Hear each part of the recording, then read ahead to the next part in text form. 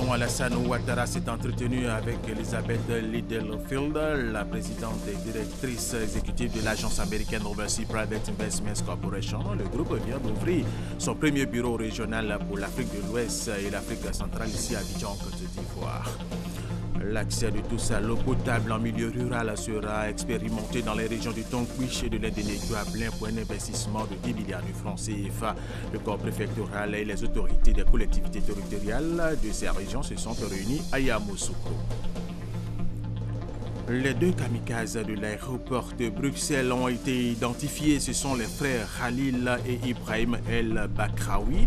La police belge s'est engagée dans une chasse à l'homme pour retrouver l'un des auteurs présumés des attentats coordonnés qui ont frappé l'aéroport et le métro de Bruxelles. Mesdames et messieurs, bienvenue et merci de suivre les informations sur RTI 1. Un conseil des ministres se tient ce mercredi au palais présidentiel en présence du président de la République Alassane Ouattara. Au menu de ce conseil des ministres, le développement de la Côte d'Ivoire et les questions sécuritaires avec la lutte contre le terrorisme. Autre information, le chef de l'État, Alassane Ouattara, s'est entretenu avec Elizabeth Littlefield, la présidente et directrice exécutive de l'agence américaine Overseas Private Investment Corporation, OPIC, une institution de financement, de développement du gouvernement des États-Unis d'Amérique. Le groupe vient d'ouvrir son premier bureau régional pour l'Afrique de l'Ouest et l'Afrique centrale ici à Abidjan, Côte d'Ivoire. Elizabeth Littlefield conduit donc une délégation d'entreprises en vue de prospecter les possibilités d'investissement dans la sous-région.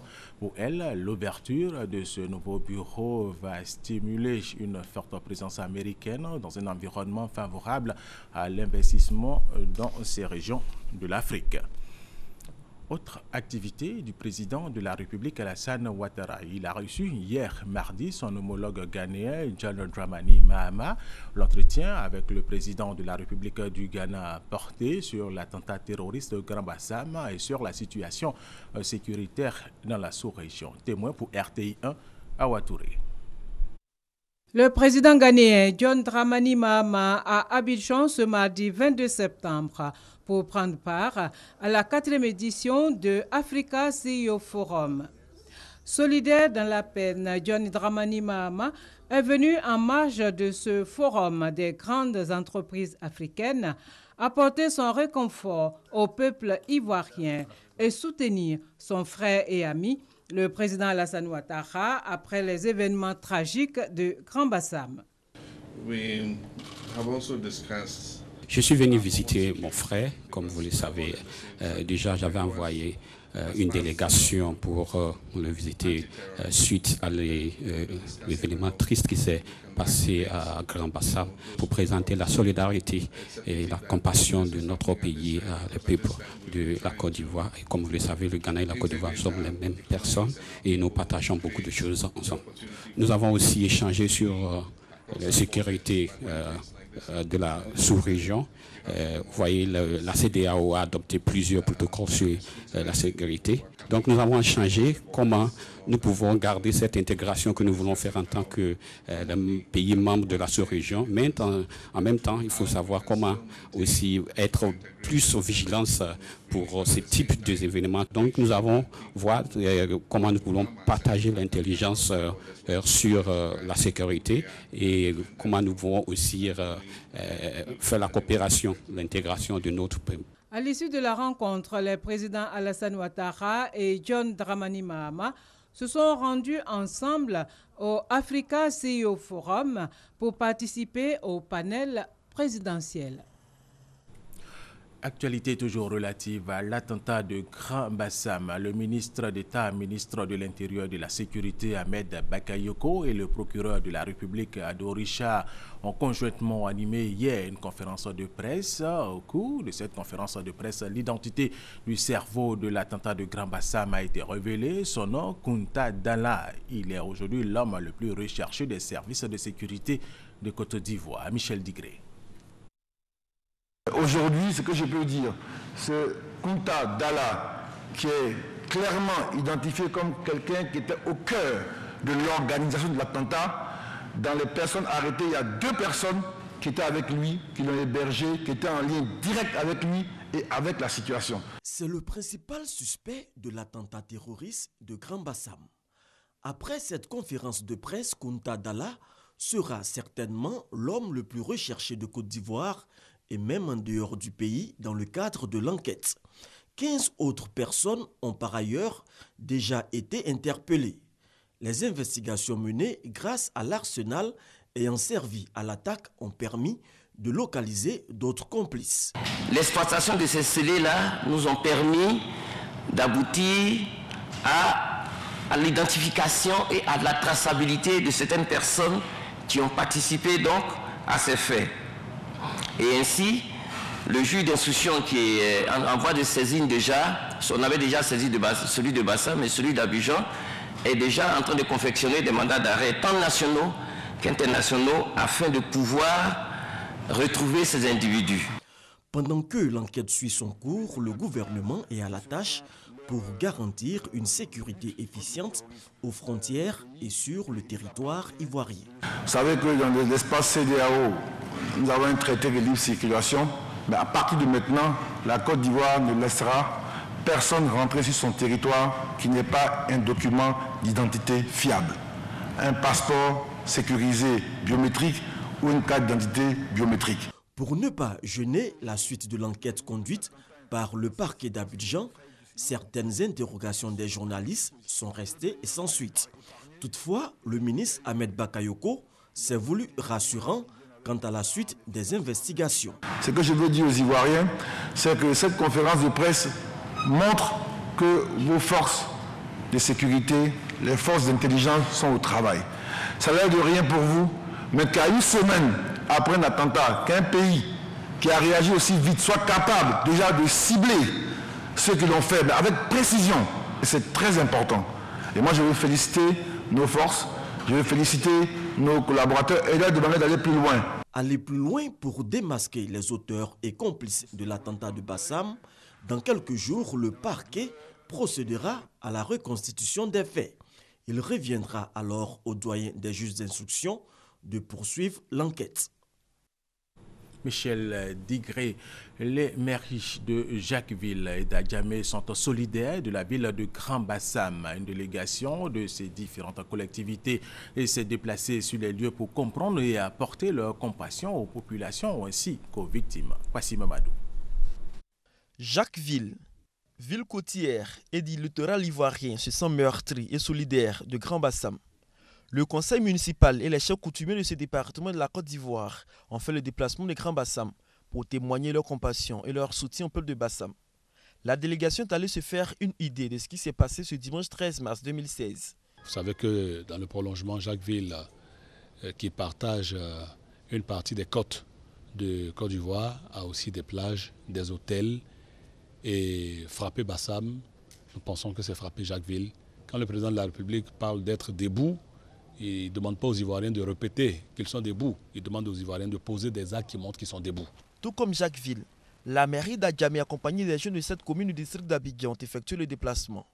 Le président des jeunes d'Adjamé et ses camarades ont réaffirmé leur engagement à reprendre le chemin de Grand Bassam pour se divertir comme d'habitude. Pour vraiment soutenir et les actions du gouvernement et tous les représentants des hôteliers. Le lundi de Pâques, il y aura vraiment une mobilisation forte et que toute la jeunesse d'Adjamé sera là. En plus du soutien aux populations, les différentes délégations ont exprimé leur compassion aux responsables hôteliers.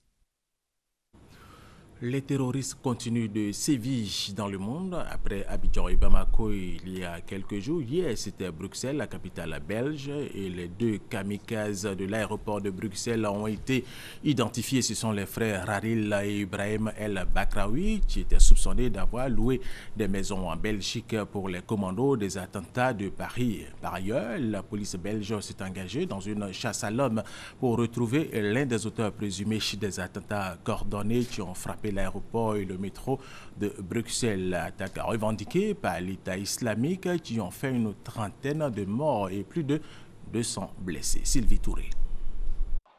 Bruxelles se réveille difficilement au lendemain des attentats qui ont frappé l'aéroport et la station de métro de la ville. Déjà, la police belge s'est engagée dans une chasse à l'homme pour retrouver les auteurs présumés de ces attentats. Deux frères, Khalid et Brahim El Bakraoui, des proches de Salah Abdeslam, tous deux connus des services de police, auraient été identifiés comme les kamikazes qui se seraient fait exploser à l'aéroport Zaventem de Bruxelles et dans la station de métro. Ces derniers étaient déjà recherchés dans le cadre de l'enquête sur les attentats de Paris, et ce pour avoir hébergé dans un appartement loué sous un faux nom Salah Abdeslam, le cerveau des attentats parisiens. Par contre, la police est à la recherche d'un suspect. Il est soupçonné d'être directement impliqué dans les attentats de Bruxelles. Ces attentats surviennent 4 jours après la capture à Bruxelles de Salah Abdeslam, impliqué dans les attentats du 13 novembre à Paris. Un commentaire plutôt d'Hamza Diaby, rappelant que ce matin, la vie a repris son cours normal dans le pays. Une minute de silence a été observée dans tout le pays. Après ces attentats terroristes, la présence des policiers et militaires est très visible dans la capitale belge.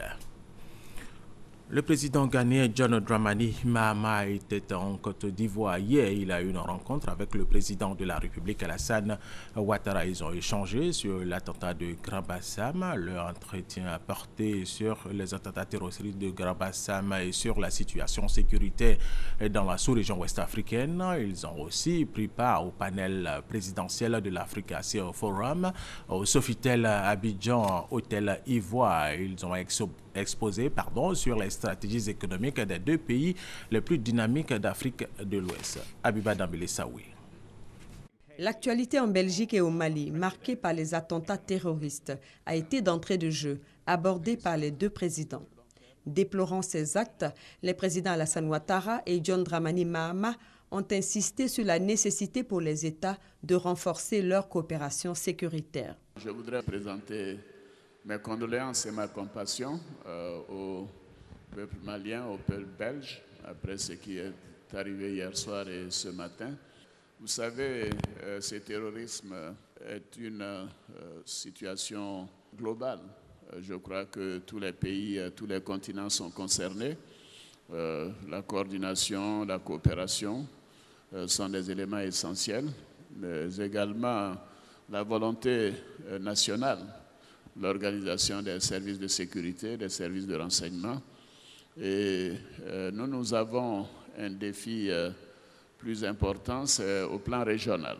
Au plan régional, à partir du moment où, évidemment, nous avons sur certaines parties du territoire, dans certains pays, où ces terroristes sont installés, que ce soit le Nord Mali, vers le Niger, le Nigeria et bien sûr des pays proches, le Tchad et autres, avec Boko Haram. Ceci rend difficile la situation pour l'ensemble des pays voisins et des pays de la sous-région. Donc c'est un défi régional, mais il ne faudrait pas que cela nous empêche d'avancer dans notre volonté d'intégration régionale, car nos pays sont tout de même ont de faibles populations, en dehors du Nigeria, de territoires assez limités, moins de 400-500 000 km², et nous avons besoin d'espaces plus larges, de plus de population, de plus de consommateurs, de plus de jeunes au travail. Et ça, c'est donc un défi. Il ne faudrait pas que ces actes nous amènent à renoncer à cette volonté d'intégration. Pour en venir au débat du jour, les deux chefs d'État n'ont éludé aucun sujet économique, notamment celui relatif au ralentissement de l'économie mondiale. Est-ce que le ralentissement de l'économie chinoise aura un impact singulier sur l'économie africaine? Certainement, ça aura un impact sur l'économie mondiale et donc sur l'économie africaine. Mais il y a également de grands marchés, de grands pays comme l'Inde et l'Europe continue de s'intéresser à l'Afrique. Mais ce que nous devons faire au plan africain, c'est d'avoir une bonne visibilité, une bonne vision économique et des objectifs que nous voulons atteindre, quelle que soit l'évolution de l'économie mondiale. Et être préparé au choc extérieur. Abordant les défis du développement économique dans leurs pays respectifs et sur le continent, Alassane Ouattara et John Dramani Mahama misent sur la transformation des matières premières, notamment le cacao, dont la production dans les deux pays pèse pour 60% de la production mondiale. Nous avons maintenant, avec la Caisse Café Cacao, beaucoup de ressources. Je ne peux pas dévoiler des chiffres, mais ce n'est pas 100 millions ou 200 millions d'euros que nous avons en réserve, mais c'est des centaines de millions d'euros que nous avons en réserve avec la Caisse Café Cacao. Pourquoi nous le faisons? Parce que nous avons décidé que le paysan ivoirien obtiendra, quelles que soient les circonstances, 60% du prix du marché mondial. Et aujourd'hui, le paysan ivoirien, le planteur, a donc 1000 francs le kilo de cacao, ce qui ne s'est jamais produit en Côte d'Ivoire. Et du coup, la production ivoirienne aujourd'hui à 1 800 000 tonnes, 40% de la production mondiale. Le Ghana et la Côte d'Ivoire produisent ensemble plus de 60% de la production mondiale. Peut-être que, Monsieur le Président, si nous arrivons à faire du beurre et de la pâte de cacao, nous pourrons créer un genre d'OPEP chocolatier. Autre priorité pour le développement du continent, celui de la production énergétique. Nous avons mis l'accent sur la nécessité de doubler notre production d'électricité d'ici 2020, en 4 ans. La production d'énergie doit être une priorité de la Banque africaine de développement et également du secteur privé. Nous avons de bons taux de croissance, 8-9%. Aujourd'hui, nous avons un déficit PIB de 2,9% en 2015, un taux d'inflation de moins de 2%. Nous avons des taux d'investissement élevés. Nous avons bien sûr beaucoup investi dans le social, l'éducation, la santé. Nous avons investi l'eau potable maintenant à Abidjan. Nous avons une production supérieure à la consommation et ainsi de suite. Nous avons fait un certain nombre de choses pour améliorer le mieux-être des populations. Mais ça, c'est le moyen terme. Sur le long terme, tout cela ne peut évoluer de manière satisfaisante que si nous arrivons à rentrer véritablement dans l'industrialisation, qui permet plus de création d'emplois. Notre priorité, en tout cas pour ce deuxième mandat pour moi, ce dernier mandat, c'est de faire en sorte que nous soyons en mesure d'accélérer le processus d'industrialisation, en commençant par l'agro-industrie, en commençant par les industries faciles, les textiles, bien sûr l'industrie minière, et cela demande une production d'énergie de manière plus importante. Les enjeux de l'intégration sous-régionale, le partenariat sino-africain ou encore le respect des engagements de la COP21 par les pays africains. Sur tous ces sujets, les deux présidents affichent une convergence de vues, rassurant ainsi les hommes d'affaires africains sur la volonté des gouvernants de faire du secteur privé un acteur majeur du développement du continent. Quelques réactions de participants à présent à ce panel présidentiel de l'Afrique ACO Forum. Nous les écoutons. Ils ont également parlé de la croissance inclusive, un concept en fait qui nous est cher, en indiquant bien évidemment que cette croissance importante qu'un pays comme la Côte d'Ivoire connaît depuis quelques années a un impact au niveau social sur l'accès à l'eau, sur l'accès à l'électricité, sur l'éducation qui se généralise. Donc partir des concepts macroéconomiques pour arriver vers des sujets de microéconomie qui concernent la vie des citoyens. Et je pense que ça a été brillamment présenté par les deux présidents. Il y a eu des messages forts à l'endroit du secteur bancaire par rapport à la flexibilité que nous devons avoir pour accompagner les entreprises. C'est d'avoir un secteur bancaire et financier élargi et profond qui permettent en fait de pouvoir soutenir la croissance inclusive. Ce que je retiens, c'est quand même assez rare de voir des pays qui ont des taux de croissance aussi élevés. La Côte d'Ivoire, pour reprendre le mot des deux présidents, est vraiment une région qui est en forte croissance et qui est empreinte véritablement d'espoir. Je pense que c'est deux chefs d'État qui ont compris que cette croissance-là doit être inclusive. Ce n'est pas au niveau du discours, mais c'est au niveau des faits. Et il y a quelque chose qui m'a particulièrement marqué, c'est le prix aux producteurs, au niveau des producteurs de cacao. Non seulement le prix fixé à 1000 francs le kilo, mais aussi un prix garanti à 60% au moins du cours mondial. Deux pays frères, le Ghana et la Côte d'Ivoire, qui finalement s'accordent sur des choses telles que leur politique pour l'agriculture, l'énergie. Ce panel a été instructif. Les présidents ont mentionné le fait que même si économiquement, financièrement, on a l'impression que les pays de l'Afrique de l'Est ont des projets beaucoup plus intéressants au niveau régional. Ici, au niveau de notre Afrique de l'Ouest, nous avons quand même ce socle politique et social que nous sommes en train de mettre en place. La CEDEAO, c'est quelque chose qui est réel. Grâce à leurs initiatives, grâce à leurs projets, dans ce sens-là, demain, nous les autres qui arrivons, les jeunes leaders, auront beaucoup plus de facilité à mettre en œuvre nos projets. Et c'est Mahamadou Traoré qui a recueilli le propos. Tout à fait autre chose à présent, et parlons du réseau des services gouvernementaux de communication qui a effectué sa rentrée 2016. Ce réseau, il faut le rappeler, est une plateforme d'échange et de partage d'informations entre les responsables de communication des différents ministères. Les responsables de communication des ministères instruits à l'effet de proposer un projet de communication de crise relatif à l'attentat terroriste de Grand Bassam. C'est une exigence du Centre d'information et de communication gouvernementale, CICG, lors de la rentrée 2016 du réseau des services gouvernementaux de communication, RS, GECOM. Il est unanimement admis que la mise en œuvre efficiente du programme de travail du gouvernement, donc de l'action gouvernementale, nécessite qu'elle soit comprise à tous les niveaux, qu'il s'agisse des agents de l'administration, des citoyens, des usagers clients, des partenaires techniques et financiers. Pour plus d'efficacité sur le terrain, des kits ont été remis à ceux qui ont à charge la communication de l'action gouvernementale. Avec par exemple l'appui de la tablette, tout de suite, si nous avons un souci majeur, nous pouvons donc être plus réactifs. Réagir via les réseaux sociaux, donner l'information qui est nécessaire. Représentant le Premier ministre à cette rencontre, Flore Kwame a invité les responsables de communication des différents ministères à une synergie d'action.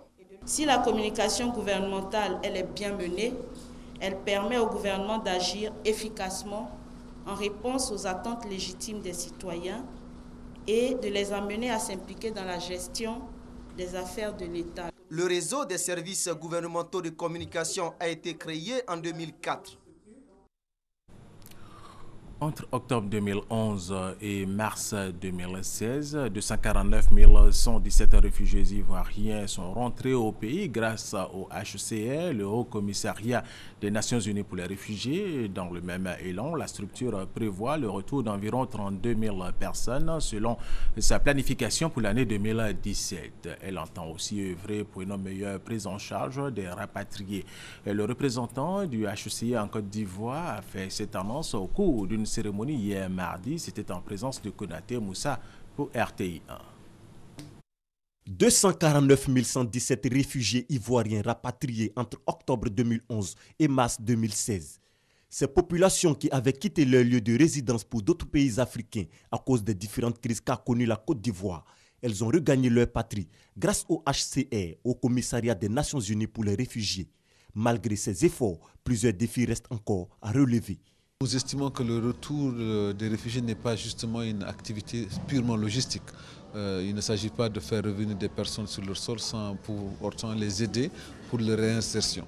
Donc des activités sont faites auprès de ces personnes-là, des indemnisations sont en cours.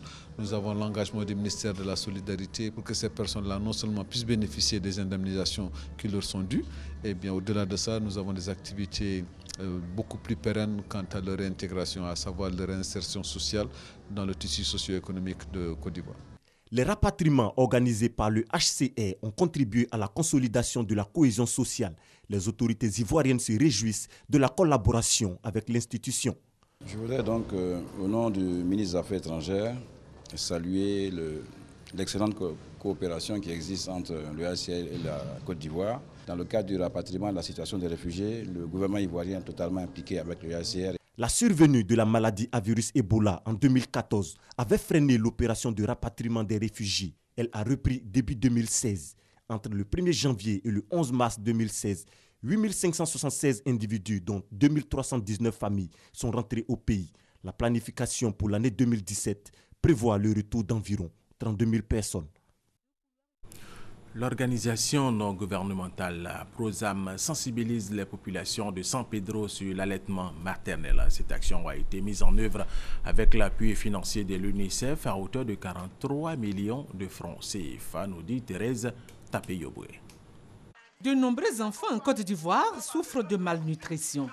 Une situation qui a amené l'ONG Prosam à organiser une campagne de sensibilisation de masse sur ce fléau qui fait de nombreuses victimes. Il s'agit, à travers cette campagne, de promouvoir l'usage de l'allaitement maternel. À San Pedro, le projet de l'allaitement maternel couvre 8 villages, 24 sous-quartiers. 128 agents communautaires ont été formés par l'ONG pour sensibiliser 7000 femmes enceintes, allaitantes ou en âge de procréer. Lors du lancement des activités, les enfants nourris exclusivement au sein et présentant une bonne santé ont été présentés au public, confirmant ainsi les bienfaits de l'allaitement maternel. Également identifiés, 96 enfants souffrant de malnutrition. Ils seront pris en charge au CHR de San Pedro.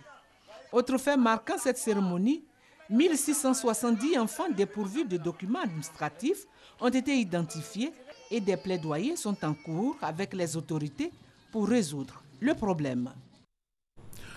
Autre titre de cette édition, le corps préfectoral et les autorités des collectivités territoriales des régions du Tonkwich et de l'Indénié-Djoablin se sont réunis à Yamoussoukro à l'initiative de l'Office national de l'eau potable à ONEP et ses partenaires. Il a été question de l'accès de tous à l'eau potable en milieu rural qui sera expérimenté dans ces deux régions pour un investissement de 10 milliards de francs CFA. Plus de détails avec Léon Broukwame de RTI Boaké.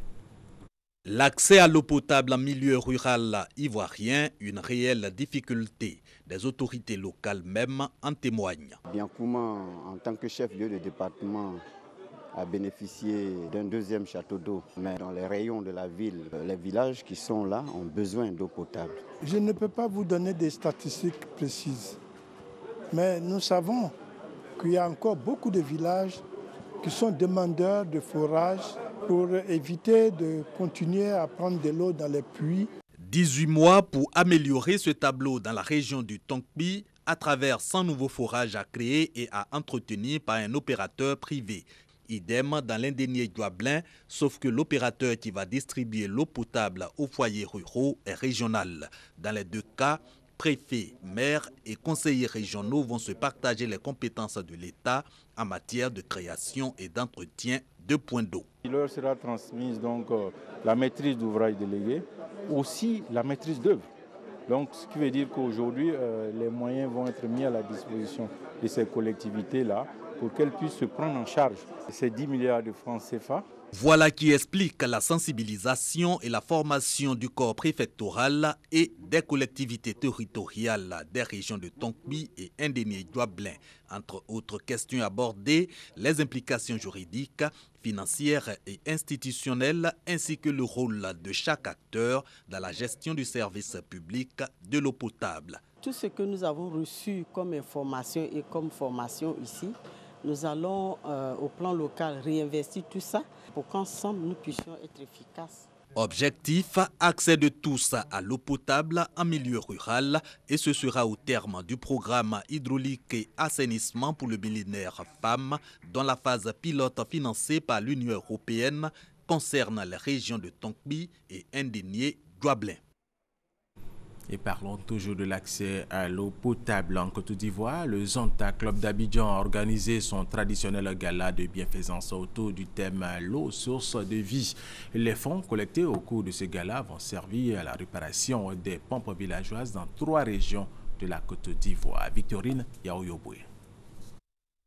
Selon une étude du ministère des Infrastructures économiques, 90% des villes de l'intérieur de la Côte d'Ivoire sont souvent confrontées à des pénuries d'eau.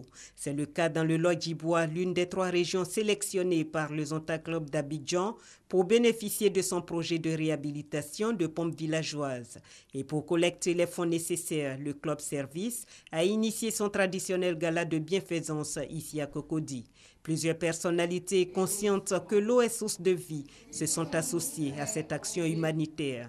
Avec les fonds recueillis, le Zonta Club, en collaboration avec l'Office national de l'eau potable, ONEP, va réparer les pompes villageoises dans ces 3 régions. Car la vétusté et la dégradation des installations constituent l'une des raisons de la pénurie d'eau en milieu rural.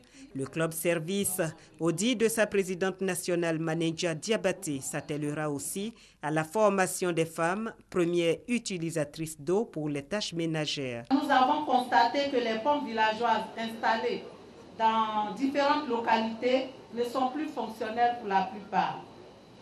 Cela complique la vie des femmes. C'est pourquoi le Zonta a décidé de réhabiliter des pompes dans 3 régions de notre pays et d'assurer l'alphabétisation fonctionnelle des femmes de ces localités pour une meilleure gestion de cet équipement. Cette formation consistera à leur donner les rudiments pour la gestion et la maintenance des pompes villageoises, réduisant ainsi la survenue des pannes. Parlons du Bénin pour terminer cette édition. Sachez que 65% des suffrages exprimés contre 34% pour son adversaire Lionel Zinsou. Patrice Talon est le nouveau président du Bénin. Une victoire sans appel après l'annonce des résultats du second tour du 20 mars par la Commission électorale nationale autonome lundi dernier. Posture du candidat de la rupture ou encore alliement stratégique entre les 2 tours de la présidentielle. Plusieurs facteurs ont concouru à la victoire de l'homme d'affaires Patrice Talon. Et c'est la fin de cette édition. Merci de l'avoir suivi. Restez avec nous sur RTI 1.